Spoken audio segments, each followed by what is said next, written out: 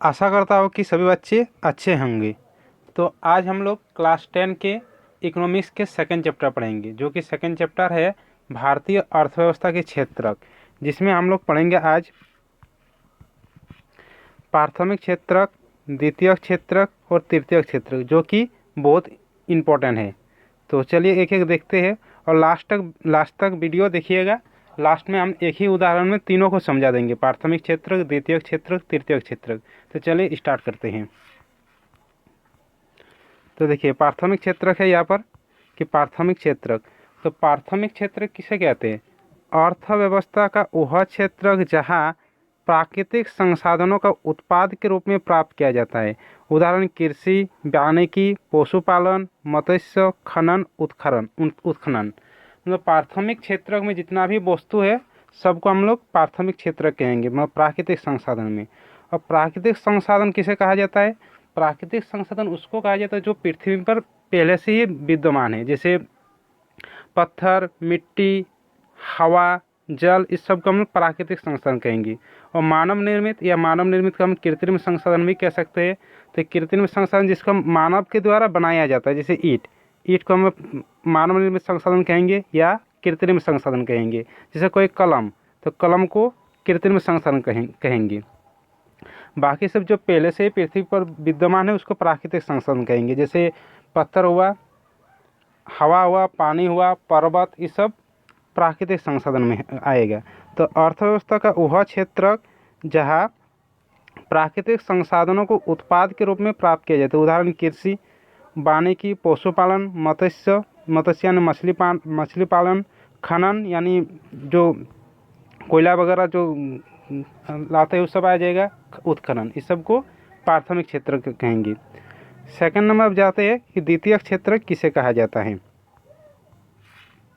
तो द्वितीय क्षेत्रक अर्थव्यवस्था का वह क्षेत्र जो प्राथमिक क्षेत्र के उत्पादों को अपनी गतिविधियों में कच्चे माल के रूप में उपयोग करता है, द्वितीय क्षेत्र कहलाता है।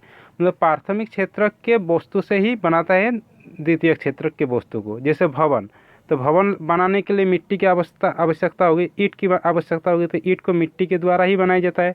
तो मिट्टी आ जाएगा प्राथमिक क्षेत्र और भवन आ जाएगा यहाँ पर द्वितीय क्षेत्र। जैसे विनिर्माण में, यहाँ पर विनिर्माण में कपड़ा, तो कपड़ा कैसे निर्माण होता है? रेशम से। रेशम को कहाँ से उत्पन्न किया जाता है? कपास से। तो कपास कृषि में आ रहा है, तो कपास प्राथमिक क्षेत्र है और कपड़ा द्वितीय क्षेत्र में आ जाएगा। रोटी हुआ, कलम, किताब, ये सब आ जाएगा द्वितीय क्षेत्र। और औद्योगिक निर्माण भी द्वितीय क्षेत्र में आ जाएगा। तो प्राथमिक क्षेत्र प्राकृतिक संसाधन को कहेंगे और प्राकृतिक संसाधनों के वस्तुओं के द्वारा जो वस्तु का निर्माण किया जाएगा उस वस्तु को हम लोग द्वितीय क्षेत्र कहेंगे। अब आगे बढ़ते हैं तृतीय क्षेत्रक।